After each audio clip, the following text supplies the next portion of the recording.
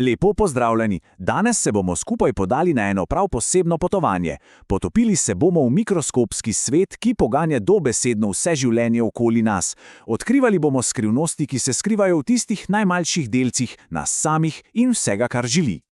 Pa dajmo za začetek eno ugonko. Ste se kdaj vprašali, kaj imamo skupnega z nekim orjaškim 100-metrskim drevesem in pa z bakterijo, ki je tako majhna, da je sploh ne vidimo?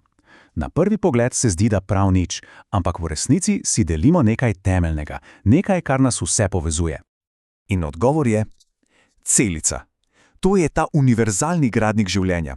Čisto vsak organizem na tem planetu, pa naj bo ogromen ali mikroskopsko majhen, je zgrajen iz teh neverjetnih, živahnih malih enot. Torej, poglejmo si to malce pobliže. Ko rečemo, da je celica osnovni gradnik, si to najlažje predstavljamo z eno zelo preprosto, a močno primerjavo. Saj veste, ena sama opeka še ni hiša, kaj ne? Ampak ko jih na milijone skrbno zložimo skupaj, dobimo kompleksno zgradbo. No, na čisto enak način milijarde in milijarde celic sodelujejo in ustvarjajo kompleksne organizme, kot smo mi. Ampak pozor, čeprav je ta osnovni gradnik za vse enak, pa niso vse opeke enake. V naravi obstajata dva glavna načrta za gradnjo življenja in vidimo ju pravzaprav povsod okoli nas. Poglejmo si dva glavna tipa. Na levi strani je živalska celica. Opazite to njeno prožno malo nepravilno obliko. Na desni pa rastlinska celica. Ta je pa čisto drugačna, kaj ne? Veliko bolj toga, oglata, skoraj kot neka majhna trdnava. Že na prvi pogled so razlike očitne. In veste, kaj je pri tem najbolj fascinantno? Kako te razlike vplivajo na delovanje? Rastlinska celica ima to trdno celično steno, ki sicer daje oporo, ampak jih hkrati preprečuje gibanje. Zato so rastline pač prikovane na mesto. Ima pa tudi kloroplaste, svoje male sončne elektrarne. Živalske celice pa nimajo ne enega ne drugega, kar jim po drugi strani omogoča, da se gibljejo in si same iščejo hrano. V redu, zdaj pa spremenimo perspektivo. Poglejmo si vse skupaj z vidika velikosti merila. Ker življenje ni samo to, kar vidimo s prostim očesom. Pravzaprav je velika, ampak res velika večina življenja na Zemlji mikroskopska. Poglejte tole. Na levi vidimo parameci. To je celoten, popolnoma samostojen organizem, ki vse svoje življenjske funkcije opravlja znotraj ene same celice. Na desni pa to je nekaj čisto drugačnega. To je skupina specializiranih celic in to je ta ključna razlika. Ne gre več za vojsko enakih, ampak za ekipo strokovnjakov, kjer ima vsaka svojo nalogo in to omogoča gradnjo nečesa veliko, veliko večjega. In zdaj pride en podatek, ki vas bo mogoče presenetil. Kljub temu, da okoli sebe vidimo drevesa, živali, ljudi, po samem številu organizmov na našem planetu daleč, ampak res daleč prevladujejo enocelična bitja, kot so bakterije. Po drugi strani pa, ko pogledamo večcelične organizme, kot smo recimo mi, so številke naravnost astronomske.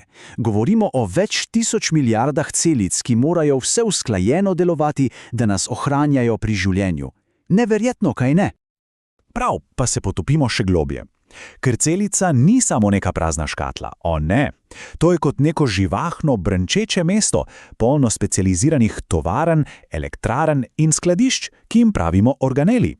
In vsak ima svojo ključno nalogo. In vsako mesto potrebuje vodstvo, kaj ne? Začnimo torej pri šefu, jedro.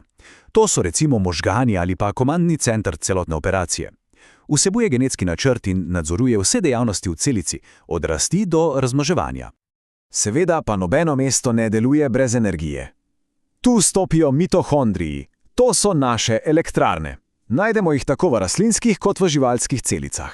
Tu se hrana pretvarja v gorivo za življenje. Brez njih bi se dobesedno vse ustavilo. Konec.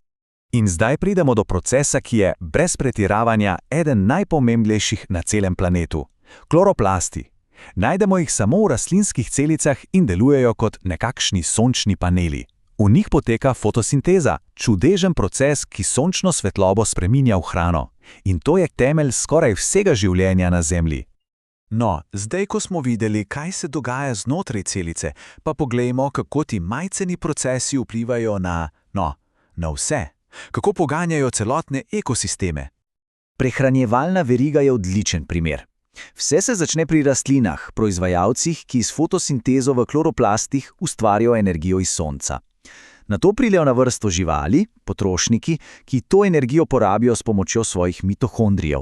In na koncu pridejo razkrojevalci, bakterije in glive, ki vse skupaj lepo pospravijo in reciklirajo nazaj v sistem. Popoln krog.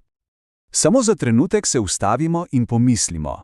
Skoraj vsa energija, ki poganja življenje, od najmanjše travne bilke do največjega kita, izvira iz te ene same kemične reakcije v enem samem kloroplastu.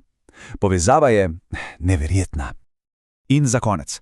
Še ena misel, ki vse skupaj postavi malo na glavo. Vse čas smo govorili, da je celica osnova življenja. Ampak, kaj pa virusi? Tale citat je zelo jasen. Virusi niso celice. In če niso celice, potem... To nas pripelje do vprašanja, ki znanstvenikom še danes ne da spati. Če obstajajo nekje na meji med kemijo in biologijo, so virusi sploh živi? In to vprašanje nas sili, da ponovno premislimo, kaj življenje v resnici sploh je.